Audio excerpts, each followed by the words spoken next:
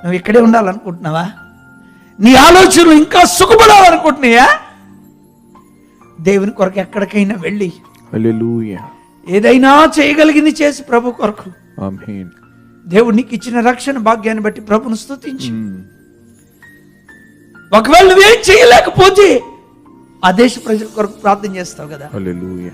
John నాక్స్ అనే దైవజనుడు, నువ్వేం చేస్తున్నావయ్యా ఎంతోమంది ప్రజలు నశించిపోతుంటే అంటే ఆయన ఏం చెప్పాడంటే, నేనేం చేయలేను, నేను నిమిత్త మాత్రుని, నేను కూర్చొని ఉదయకాలం 3 గంటలకు లేచి ప్రార్థన చేస్తున్నాను, స్కాట్లాండ్ ప్రజలకి గాల్లో నా ప్రార్థన కలిపేశాను, అది పీల్చుకుంటారని చెప్పాడు ఆయన. ఆమేన్. హల్లెలూయా.